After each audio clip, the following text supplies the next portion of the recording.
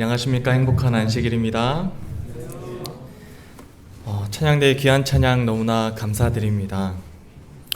찬양대의 찬양을 들으면서 이 가사를 한번 생각을 해보게 되었는데요. 주님의 사랑과 또 우리의 사명에 대해서 다시 한번 생각해보는 계기가 되었습니다.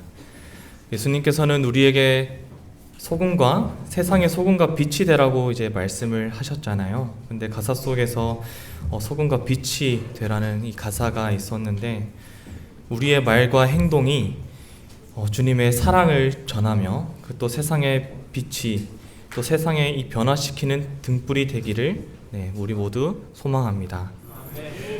하늘의 씨앗처럼 우리의 작은 헌신이 큰 열매를 맺게 하고 또 주님의 선한 등불이 되어 어둠 속에서 희망을 전할 수 있는 저와 성국교회 모든 성도님들이 되시기를 또한 소망합니다. 먼저 성경 본문 말씀 여호수아 7장 1절에서 5절의 말씀을 다 함께 읽어보도록 하겠습니다. 제가 홀수절, 성도님들께서는 짝수절을 읽어주시면 감사하겠습니다.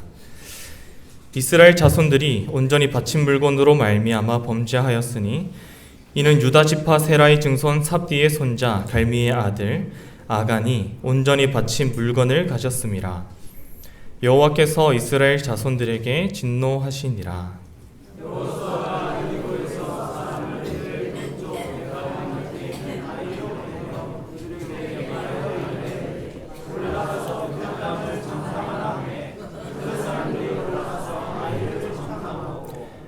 여호수아에게로 돌아와 그에게 이르되 백성을 다 올라가게 하지 말고 2-3천 명만 올라가서 아이를 치게 하소서. 그들은 소수이니 모든 백성을 그리로 보내어 수고롭게 하지 마소서 하므로.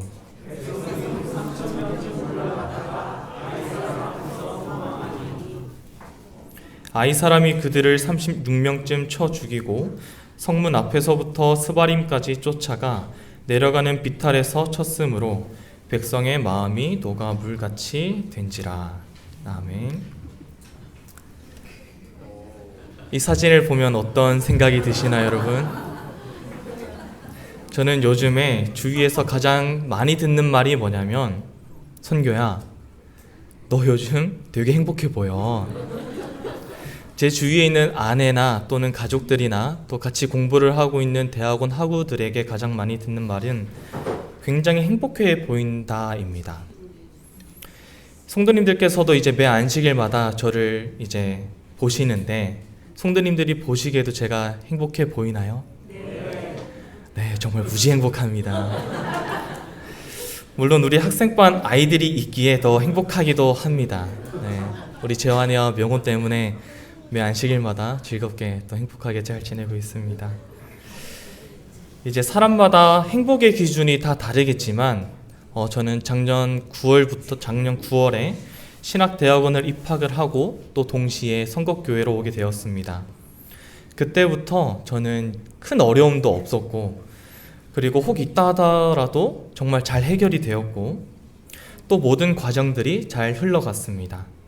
그래서 저의 지금 상태는 고민도 없고 스트레스도 없고, 그래서 어떤 일이 나에게 오더라도 되게 잘 해낼 수 있다는 이 자신감이 가득한 상태입니다.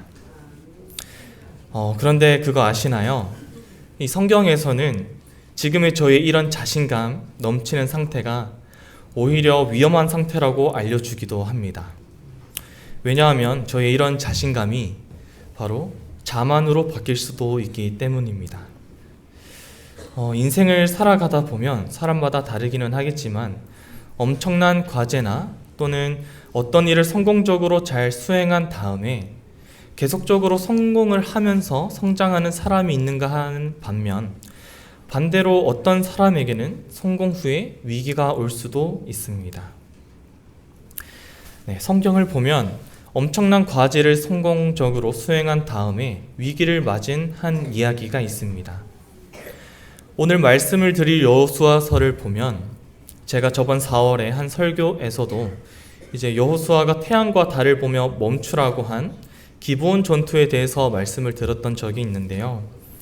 그 기브온 전투 전의 내용이 이제 이스라엘 백성들이 요단강을 건넜고 그리고 여리고를 정복한 내용입니다. 그 위대한 일들을 성공적으로 잘 감당한 이스라엘 백성들인데 그 성공 직후에 위기를 맞이하게 됩니다. 여호수아 이 이야기 외에도 성공 직후에 위기를 맞이하는 것에 대해 성경에 기록되어 있는 가장 대표적인 경우가 대홍수 후에 있었던 노아 홍수 이야기입니다. 노아는 이제 온 세상이 다 타락한 그 즈음에도 인류를 방주해서 구원을 해낸 도덕적이자 영적 영웅입니다. 새로운 세계가 시작되면서 이제 새 질서가 시작될 것이 기대되는 바로 그 순간에 저희가 너무나도 잘 알고 있듯이 노아는 술을 마시게 됩니다. 그리고 비참한 상황을 당하게 됩니다. 이 서양에 보면은 이런 속담이 있더라고요. 역사는 반복된다. 이제 아담이 먹어서 타락했다면 이제 새로운 인류의 시조인 노아는 마셔서 타락합니다. 인류를 홍수에서 그 엄청나고 큰 홍수에서 구원했던 노아가 정작 포도주의 얕은 물에 빠지게 됩니다. 이 모습을 통해서 우리는 아무리 영적 위인이라도 아무리 엄청난 과업을 수행한 직후라고 해도 이 인간은 여전히 넘어질 수 있는 연약한 인간임을 알 수 있는 것 같습니다. 노아의 이러한 실수에 대해 지린교회 성경 주석에는 이렇게 설명합니다. 나이나 과거의 영적인 승리의 경험들도 시험의 때에 패배를 막아주는 보장이 되지 못한다. 수백 년 동안 하나님과 동행했던 사람, 수많은 시험들을 이겼던 사람이 혼자서 넘어지리라고 누가 생각인들 했을까? 방심하는 한순간이 가장 순결한 생애도 망칠 수 있으며 여러 해에 걸쳐 이루어 놓은 많은 덕을 와해시킬 수 있다.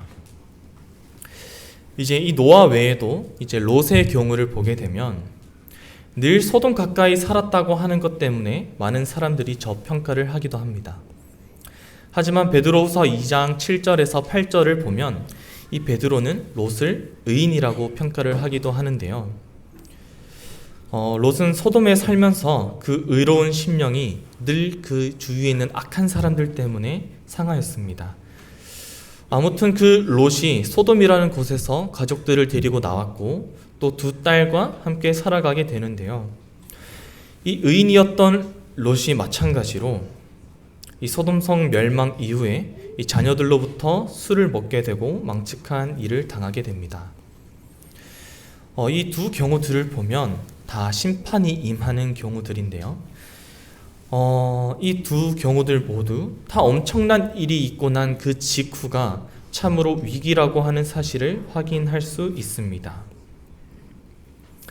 여호수아 7장 4절에서 5절 말씀에 백성 중 3,000명쯤 그리로 올라갔다가 아이 사람 앞에서 도망하니 아이 사람이 그들의 36인쯤 죽이고 성문 앞에서부터 스바림까지 쫓아와서 내려가는 비탈에서 쳤으므로 백성의 마음이 녹아 물같이 된지라. 이스라엘 백성들이 이제 이 말씀 전에 요단강을 건넜습니다. 그리고 조금 전에 여리고를 정복했습니다. 이 요단강을 건너고 여리고를 정복한 것은 정말 엄청난 일을 감당을 한 것입니다. 요단의 그 수벽을 넘었고 여리고의 성벽을 넘었던 이 엄청난 승리를 한 그들이 작은 성인 이 아이성에서 실패를 맞이하게 됩니다. 성도님들께서 모두 잘 아시다시피 이 여리고 성 정복은 정말 통쾌한 믿음의 승리였습니다. 저는 이번 학기에 역사서에 대해 배우고 있는데요. 이 역사서에 해당하는 여호수아부터 차례대로 이제 매주 쪽지 시험을 보게 됩니다. 그래서 여호수아를 처음에 이제 쪽지 시험을 보게 됐는데 이제 문제를 풀다가 이런 문제를 보게 되었습니다. 이스라엘 백성들이 일곱째 날에 7번 돌 때 여호수아가 백성들에게 외치라고 한 말은 무엇인가? 성도님들 혹시 정답을 아실까요? 뭐라고 외치라고 했을까요? 저는 이 이스라엘 백성들이 외친 건 알겠는데 아무리 생각해도 뭐라고 외쳤는지 도통 모르겠어서 어쩔 수 없이 빈칸으로 냈습니다. 그 빈칸으로 냈어요. 정답을 모르겠어서. 그래서 이제 교수님께서 문제의 정답을 알려주시는데 이제 문제의 정답을 뭐라고 하셨는가? 이 정답은 답이 없습니다. 그냥 함성입니다 라고 하시는 거예요. 이 여호수아 6장 16절에 외치라고만 나와 있지 그 외친 내용이 무엇인지에 대해서는 성경에 기록되어 있지 않기 때문이었는데요. 그 상황에서 저는 정답을 이제 빈칸으로 냈지 않습니까? 그 클래스에서 답을 맞은 학생이 저밖에 없었습니다. 이 정답을 적지 않은 것이 정답이었기 때문에 답을 몰라 못 적은 것 뿐이었는데 굉장히 기뻤던 기억이 있습니다. 이렇게 이스라엘 백성들의 그 엄청난 믿음의 함성으로 여리고성을 정복하고 이제 그들에게 남은 일은 이 기세를 몰아서 이제 가나안 정복을 해 나가면 될 것 같은 그런 상황이었습니다. 그러나 바로 이 지점에서 이스라엘은 위기를 맞이하게 됩니다. 그 엄청난 첫 번째 성인 여리고성 정복을 성공적으로 마친 다음에 이제 여리고에서 3.2km밖에 떨어지지 않은 아주 가깝고 작은 성인, 그리고 인구가 1만 2천에 불과한 정말 작은 성 이 아이를 공격했다가 비참한 실패를 겪게 됩니다. 이 아이성 사건은 아주 전형적인 성공 후 위기를 나타내주고 있습니다. 성공 후 실패에 대한 정말 전형적인 예시라고 볼 수 있는데요. 그렇게 당당하게 믿음으로 여리고를 무너뜨리고 또 이스라엘 그 백성들이 바로 다음에 점령하려고 했던 그 작은 아이성에서 비참한 실패를 했던 이유는 무엇일까요? 그리고 5절에 나온 것처럼 담대했던 백성들이 마음이 어떻게 한순간에 물같이 녹아들게 되었을까요? 그 위대한 승리 직후에 어떻게 하여 이런 일이 생기게 되었을까요? 우리가 읽고 있는 이 성경은 누구는 위인전이라고 얘기도 하고 누구는 성공신화전이라고도 말하지만 둘 다 아닙니다. 오히려 성경은 이 사람들의 실패 이야기를 아주 과감하고 상세하게 있는 그대로를 작성하고 있는 책입니다. 이 여호수아 1장부터 6장까지 보면 이스라엘 백성들이 지금까지 이 새로운 지도자 여호수아가 정말 담대하고 정말 믿음 있고 정말 용기 있게 초기 사역을 담당해 왔는지 알 수 있습니다. 그리고 그의 지도에 따라 이스라엘 백성들이 그 공동체가 어떻게 그들의 믿음을 키워오고 믿음을 활용했는지 또 역사했는지도 저희는 알고 있습니다. 그러나 오늘 이 말씀을 통해서 우리는 여호수아와 이스라엘 공동체의 이 비참한 실패의 모습을 보게 되는데요. 성경에 이런 실패의 기사가 기록되어 있는 이유는 무엇일까요? 그 이유는 바로 성공 뒤에 따라오는 실패의 위기를 보고 이것을 따라하지 않아야 할 반면 교사의 교훈으로 삼아야 하기 때문에 성경은 이런 내용을 상세하게 기록하고 있는 것입니다. 오늘 그 교훈을 한번 배워보고자 합니다. 이 이스라엘의 백성들은 이 실패의 벽 앞에서 어떻게 회복의 길을 찾아갈 수 있었을까? 일단은 먼저 그 실패의 원인부터 한번 찾아보고자 합니다. 이제 역사서를 가르쳐 주시는 김상래 교수님께서 이제 이런 실패의 이야기를 성경에서 배울 때 이 중요한 포인트가 바로 왜 실패했는지 그 실패의 이유부터 하나씩 확인해 보라고 가르쳐 주셨는데요. 오늘 한번 그 가르침대로 한번 하나씩 확인해 보도록 하겠습니다. 여리고를 정복한 그 위대한 승리 이후에 이스라엘 백성들이 실패한 첫 번째 이유는 바로 성도님들께서도 너무나 잘 알고 계시다시피 아간 때문이었습니다. 여호수아 7장 1절을 보면 이스라엘 자손들이 바친 물건으로 말미암아 범죄하였으니 이는 유다 지파 세라의 증손 삽디의 아들 아간이 온전히 바친 물건을 가졌습니다. 여호와께서 이스라엘 자손들에게 진노하시니라. 1절을 보면 이 아간 한 사람이 잘못했고 또 이 이 아간 한 사람이 잘못을 했는데 이 아간 때문에 이 아간 이야기가 나올 때마다 성경은 단 한 번의 예외도 없이 그냥 아간이라 말하지 않고 유다 지파 세라의 증손 삽디의 손자 갈미의 아들 아간이라고 소개합니다. 다시 말해 이 아간 한 명 때문에 자기의 아버지도 그리고 그 할아버지도 그리고 증조 할아버지도 그리고 그 지파의 조상까지 다 성경에 기록되게 된 것입니다. 이 아간 한 사람 때문에 이 집안 전체가 망신당하게 된 것인데요. 이 아간이 이 바친 물건이라는 것을 취하였기 때문입니다. 이전 6장 17절에 이 성과 그 가운데에 있는 모든 것은 여호와께 온전히 바치되 그리고 18절에 너희는 온전히 바치고 오직 너희는 그 바친 물건에 손대지 말라라고 말씀이 되어 있습니다. 이스라엘 백성들이 아이 정복에 실패합니다. 여리고에 비하면 아주 작은, 말 그대로 이 아이라는 뜻은 작은이라는 뜻의 이 아이성인데요. 이 여호수아는 이 정복에 실패한 이후 이 이유를 몰라 하나님께 묻습니다. 여호수아 7장 7절에 이르되 슬프도소이다 주 여호와여 어찌하여 이 백성을 인도하여 요단을 건너게 하시고 우리를 아모리 사람의 손에 붙여 멸망시키려 하셨나이까. 우리가 요단 저쪽을 만족하게 여겨 거주하였다면 좋을 뻔하였나이다. 하나님께서 요단을 건너게 하시고 그리고 하나님께서 여리고를 무너뜨리게 했기 때문에 이어지는 아이성 실패에 대해 여호수아는 이렇게 하나님께 여쭙습니다. 그러면서 차라리 건너게 하지 마시지 그러셨어요 라고 투정을 하기도 합니다. 왜냐하면 그 이유를 모르기 때문입니다. 이에 대해 하나님께서는 이렇게 답을 하십니다. 여호수아 7장 11절입니다. 이스라엘이 범죄하여 내가 그들에게 명령한 나의 언약을 어겼으며 또한 그들이 온전히 바친 물건을 가져가고 도둑질하며 속이고 그것을 그들의 물건들 가운데 두었느니라. 하나님께서는 그들이 실패할 수밖에 없었던 이유에 대해서 바친 물건이라고 말씀하셨습니다.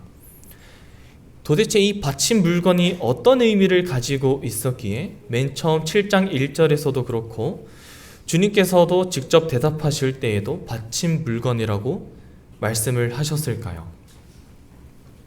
하나님은 여리고성 멸망을 지시하시면서 하나의 금령도 같이 지시를 하셨습니다. 그것은 뭐냐 하면 여호수아 6장 18절에서 19절에 이제 개역 한글 버전입니다. 너희는 바칠 물건을 스스로 삼가라. 너희가 그것을 바친 후에 그 바친 어느 것이든 취하면 이스라엘 진으로 바침이 되어 화를 당케 할까 두려워하노라. 은금과 동철 기구들은 다 여호와께 구별이 될 것이니 그것을 여호와의 곳간에 드릴지니라는 말씀이었습니다. 여기 바칠 물건 혹은 바친이라고 번역된 히브리어 단어는 바로 헤렘입니다. 구약 성경에서 헤렘은 오직 하나님께 바쳐질 구별된 물건으로서 그것을 취하는 것은 곧 하나님의 주권을 침해하는 것으로 간주되었습니다. 이 전쟁은 하나님께 속한 것이고 그리고 그 승리는 곧 하나님에 의해 주어진 것이라는 사실에 근거한 것이었습니다. 부조와 선지자 488페이지에는 이렇게 말하고 있습니다. 이스라엘 사람들이 자기 힘으로 승리를 얻은 것이 아니었다. 그 정복은 전부 여호와의 능력으로 이루어졌으므로 그 성벽과 거기 포함한 것은 모두 그 땅의 처음 열매로서 하나님께 희생 제물로 바쳐야 하였다. 또 가나안 정복은 그들이 자신들의 힘으로 싸운 싸움이 아닌가 그들은 다만 하나님의 뜻을 집행하는 도구에 불과하다는 것과 그들이 재물이나 명예를 구할 것이 아니요 그들의 왕 여호와께 영광을 돌려야 한다는 사실에 깊은 감명을 받아야만 하였다. 이 금령은 이러한 정신에 근거하여 주어진 것이었습니다. 그래서 그 헤렘을 취한다는 것은 무슨 뜻인가 하면 이 전쟁은 하나님께서 도와준 것이 아니고 그냥 우리가 다 했다. 그리고 우리가 승리했다. 라는 뜻으로 하나님의 주권을 침해하는 것이 됩니다. 하나님께서 이렇게 다 말씀을 하셨음에도 불구하고 여기 나오는 이 아간은 헤렘을 취합니다. 만일 저희가 과일 상자 한 박스를 이제 받았다고 가정을 하면 그 박스 안에 상한 과일이 단 한 개라도 있다면 그 상자 안에 있는 과일들은 얼마 가지 않아서 어떻게 해야 되나요? 네, 모두 썩어질 것입니다. 왜냐하면 이 무엇이든지 부패한 것이나 상한 것은 굉장히 빨리 전파되는 성향이 있기 때문인데요. 그래서 단 한 개라도 썩은 것을 그냥 두어서는 안 됩니다. 반드시 그것을 골라서 버리든지 또는 따로 보관을 하든지 해야만 나머지 다른 것들이 썩지 않게 되는 것입니다. 바로 이 한 사람의 잘못이 이 민족 전체에 영향을 미친 이 중요한 사건은 아간이 민족 전체의 이익이 아닌 사적 이익을 따라 행동함으로써 하나님의 은혜가 저해가 된 사건입니다. 이 사건을 통해 봤을 때 우리 또한 얼마나 쉽게 자기 중심적이 되는지 생각을 해보게 됩니다. 이 사건은 우리가 은밀하게 행하는 일이 다른 이들에게 영향을 줄 수 있다는 사실 또한 보여주고 있습니다. 아간의 은밀한 이 죄는 이스라엘 민족 전체에게 처참한 결과를 가져다 주었습니다. 이 아이성 정복 시도가 실패한 것은 이 아간 때문만이 아닙니다. 또 다른 이유도 있었는데요. 그것은 아이성을 살펴보고 돌아온 정탐꾼들의 교만 때문이었습니다. 2절에 보면 여호수아가 아이를 정탐하라고 명령을 내립니다. 그리고 돌아와서 이렇게 보고합니다. 3절에 백성을 다 올라가게 말고 2-3천 명만 올라가서 아이를 치게 하소서. 그들은 소수이니 모든 백성을 그리로 보내어 수고롭게 하지 마소서라고 되어 있습니다. 이 여리고에서 거둔 승리로 들떠 있었던 이 정탐꾼들은 여호수아에게 그 성은 우리 이스라엘의 상대가 되지 못한다고 말하며 오히려 아이성을 치자고 부추깁니다. 이 정탐꾼들이 하는 말들을 볼 때 오히려 이 보고가 아니라 작전 제안을 하는 것처럼 느껴지기도 하는데요. 2-3천 명만 보내서서 백성들을 수고롭게 마소서라고 하는 말씀 속에 여기 수고롭게 마소서라고 번역된 히브리어 단어 야가의 원뜻은 피곤하게 한다라는 뜻입니다. 그러니까 이 아이성은 작기도 작고 정복하기도 쉬워 보이니 여호수아 당신은 괜히 군사를 피곤하게 하지 마시고 그냥 2-3천 명만 보내세요 라는 뜻으로 생각을 할 수도 있습니다. 그럼 이런 정탐꾼들의 말을 들은 이 여호수아는 어떻게 반응을 할까요? 여호수아는 정탐꾼들의 이 말에 넘어갑니다. 사실 그 정탐꾼들은 제대로 정탐을 하지 않았음에도 하지 않았음도 틀림없습니다. 왜냐하면은 이후에 진행된 실제 아이성 전투를 살펴보게 되면 아이가 굉장히 작은 성임에도 정말 단단히 준비를 하고 있었기 때문입니다. 신조 중에 이 근자감이라는 단어가 있는데 혹시 여러분 아실까요? 네, 바로 근거 없는 자신감의 줄임말인데요. 이 정탐꾼들은 무슨 자신감으로 저렇게 보고를 한 것인지 알 수가 없습니다. 그 정탐꾼들은 여리고를 이긴 자신감에 자신들의 승리가 영원할 것처럼 생각을 하고 이 아이성을 대충 둘러보고 온 것입니다. 부조와 선지자 493페이지의 말씀입니다. 하나님께서 그들을 위하여 이루신 대승리는 이스라엘 백성에게 자만심을 가지게 하였다. 하나님께서 가나안 땅을 그들에게 허락하셨으므로 그들은 안심하였고 하나님의 도우심만이 그들에게 성공을 줄 수 있다는 사실을 또 잊어버렸다. 이 말씀을 봤을 때 이것이 바로 인간의 죄된 속성이 아닐까 생각해 봅니다. 아이성 전투에서 실패한 것이 아간의 죄 때문이기도 하고 또 정탐꾼들의 부주의한 교만 때문이기도 하지만 진짜 중요한 이유는 다른 데 있습니다. 그것은 바로 이스라엘 백성들의 지휘관이었던 여호수아 때문입니다. 만일 이 여호수아가 좀 더 세밀하게 준비하고 또 이 상황을 잘 파악을 하여 이때 군사를 보내지 않았다면 이 실패 자체가 일어날 수 없기 때문인데요. 여호수아 7장 2절에서 4절을 보면 여호수아와 이스라엘 전체가 이 전쟁에 임하는 태도가 굉장히 안일했다는 것을 알 수 있습니다. 그리고 덧붙여서 이 지휘관의 지휘 작전 지시가 나오지 않는 것 또한 알 수 있습니다. 여호수아는 이스라엘의 새로운 지도자로 선임이 되고 난 이후에 중요한 일을 감당하는 모습을 묘사할 때 습관적으로 반복되는 이 성경에 나오는 이 표현이 있습니다. 그것이 뭐냐 하면 바로 아침에 일찍 일어나서입니다.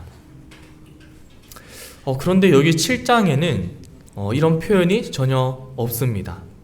예를 들어서 요단을 건너던 날 그는 아침에 일찍이 일어나서 백성과 함께 시딤을 떠났습니다. 그리고 여리고를 돌 때 여호수아는 아침에 일찍이 일어나서 상황을 점검을 하였고, 그리고 일곱째 날에는 새벽에 일찍이 일어나서 그 모든 상황을 지휘하였습니다. 또 아이성 실패 후에 아간을 심판할 때는 여호수아는 아침에 일찍 일어나서 이스라엘을 그 지파대로 가까이 나아오게도 하였습니다. 그리고 후에 두 번째 아이성 공격 때에는 아침에 일찍이 일어나서 백성을 점거하고 또 이스라엘 장로들로 더불어 백성 앞서 아이로 올라갔음을 우리는 또한 알 수 있습니다. 이 요단강을 건넌 후 아이성을 정복할 때까지 이 여호수아가 아침에 일찍이 일어났다는 기록이 없는 경우는 지금 저희가 읽고 있는 이 여호수아 7장 뿐입니다. 이 7장에 나오는 이 1차 아이성 공격 때에만 아침에 일찍 일어나서 라는 이 표현이 없는 것인데요. 늘 아침에 일찍 일어나던 이 여호수아가 여리고 정복 이후 이 자신감이 굉장히 돋치되어 너무 일찍 영적 긴장감을 풀어버린 것입니다. 아간의 죄를 알지 못한 이 지도자 여호수아의 실수는 굉장히 컸습니다. 여호수아는 모든 군사들을 총동원하지도 않았고 심지어 자신도 올라가지 않았고 아무런 전략도 세우지 않았고 무엇보다 하나님께 물어보지도 않았습니다. 부조와 선지자 492페이지의 말씀입니다.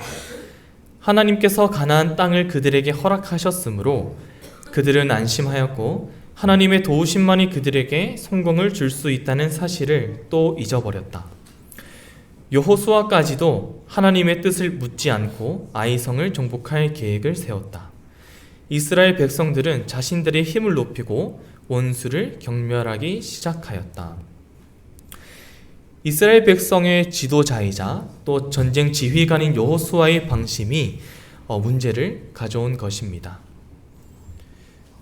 이제 이 여호수아는 이런 문제를 모두 알았고 또 즉시 해결을 하려고 노력합니다. 그래서 그 노력이 다 이루어진 후에는 굉장히 면밀한 준비를 하여 두 번째로 아이성을 공격을 합니다. 첫 번째 공격 때와 다른 모습으로 이제 여호수아는 첫 번째로 하나님께 기도합니다. 그렇게 하기 위해서 아침 일찍 일어나서 준비를 하였음을 8장 10절을 통해서 저희는 알 수 있습니다.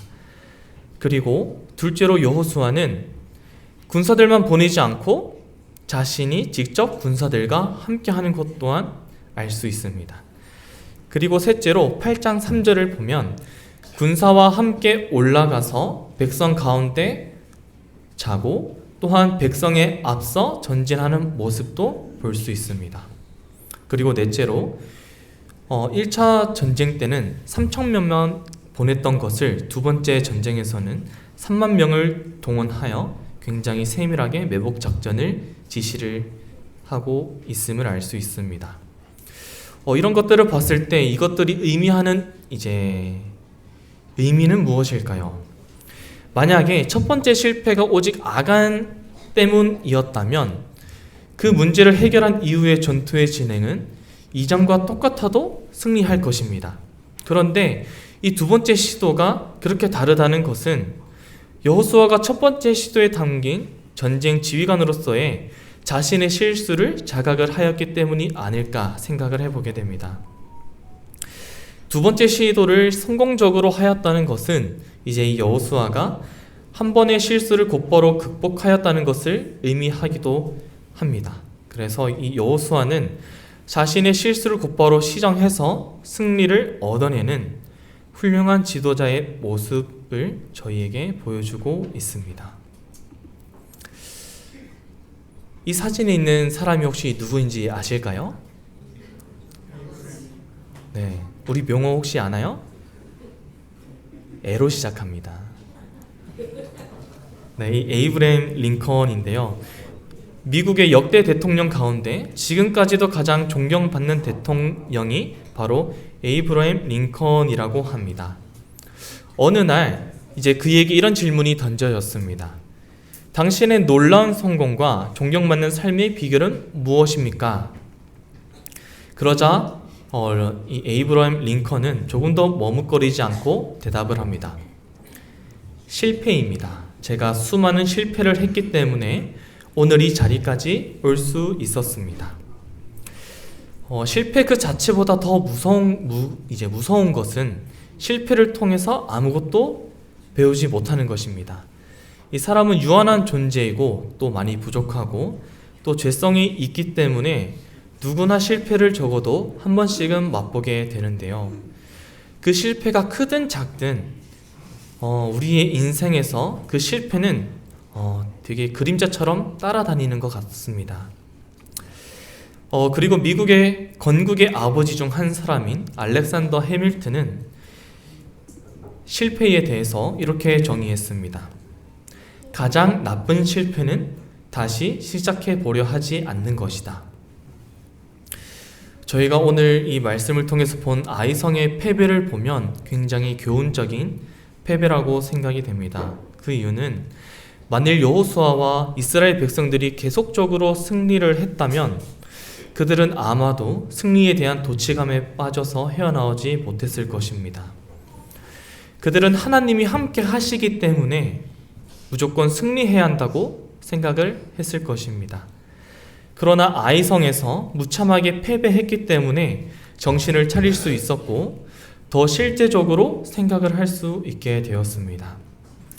그래서 이때 정신 차린 교훈으로 이제 그 후의 말씀을 보면 모든 가나안 땅을 정복을 할 수 있게 되었습니다. 사랑하는 성법교회 성도 여러분, 진정한 실패는 실패 그 자체가 아니라 실패를 극복하는 데 더 실패한 것, 그것이 바로 실패가 아닐까 생각을 해보게 됩니다. 만약에 저희가 실패를 했다면 오늘 말씀에 나온 이 여호수아와 같이 그 실패의 원인을 찾고 다시 일어서면 됩니다. 또 탐심을 벗어나서 교만을 물리치고 방심에서 깨어나 회복의 길을 찾으면 됩니다. 여호수아는 실패의 장벽을 넘어서 회복의 길을 찾았습니다. 우리도 우리의 예수 그리스도 안에서 회복의 길을 찾을 수 있음을 굳게 믿습니다. 이번 한 주 동안 크던 작던 실패를 경험한 분들이 계시다면 낙심하지 마시고 하나님 안에서 온전히 회복되시길 간절히 소망하면서 말씀을 마치도록 하겠습니다.